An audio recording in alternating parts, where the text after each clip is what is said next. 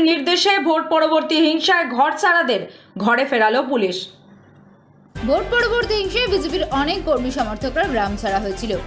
আদালতের নির্দেশে এবার তাদের ঘরে ফেরানো শুরু হলো। উত্তর 24 পরগনার বসিরহাট লোকসভার হাড়োয়া ব্লকের বহু বিজেপি কর্মী সমর্থকরা গ্রাম ছাড়া হয়েছিল। এবার তাদের ঘরে ফেরানোর কাজ শুরু করলো প্রশাসন।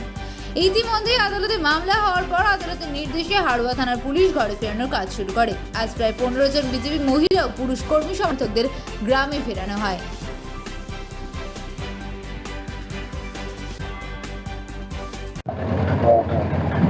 ঘর ছাড়া ছিলেন কেন, কিভাবে বাড়ি যাবেন?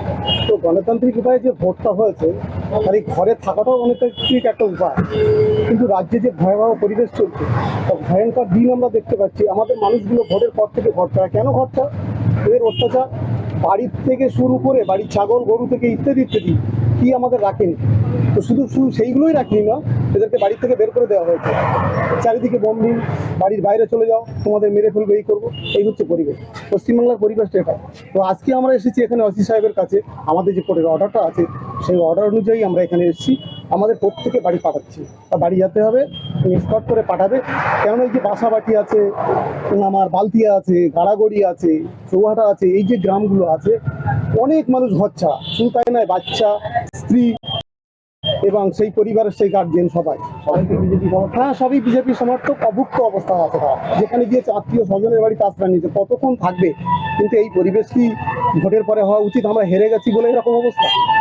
একটা দল হারবে, একটা দল জিতবে, এটাও তো তাদের পক্ষে। কি হয়েছে বিষয় কিছু বলেন দিন।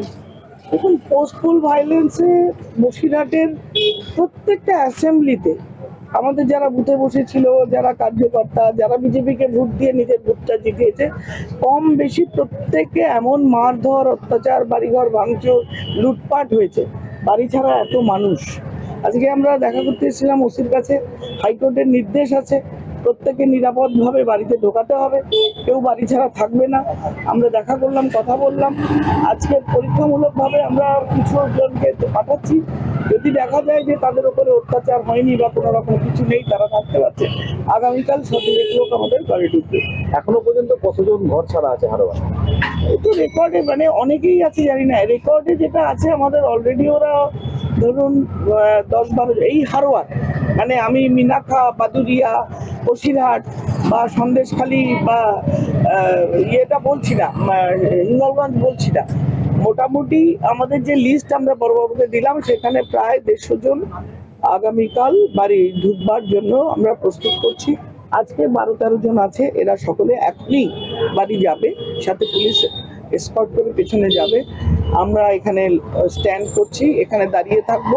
কোনো রকম অসুবিধা হলে আমরা সেটা অ্যাকর্ডিংলি যা করতে হয় তাই করব। দলের তরফ থেকে এটা আমাদের দায়িত্ব, কর্তব্য। আমাদের কর্মীদের, তারা শুধুমাত্র বিজেপিকে ভোট দিয়েছে বলে তারা বাড়িতে থাকতে পারবে না। তাদের লুটপাট হবে, তাদের ভাঙচুর হবে, তাদের উপর মারধর হবে, তাদের ভয় দেখানো হবে, তাদের কোনো গণতান্ত্রিক অধিকার থাকবে না, নিরাপত্তা থাকবে না। বাড়ির অ্যাসবেস্টাস লুট, বাড়ির ঘর, তোষক, জামা কাপড়, আলমারি 50 টাকা থাকে সেটাও লুটপাট, চালের বস্তা লুটপাট। কোন রাজ্যে বাস করছি আমরা? পুলিশ প্রশাসন কি করছে? সুতরাং আমরা তৎপর, আমাদের মানুষদের নিজের অধিকার নিয়ে পুরো থাকতে দিতে হবে, ফিরতে দিতে হবে। বড়বাবু 100% এনশিওর করেছেন যে তিনি এইটা করেছেন এবং করবেন, এবং এর জন্য যা যা লাগে তিনি দাঁড়িয়ে আছেন, তিনি ব্যবস্থা নেবেন। আমরা আশাবাদী।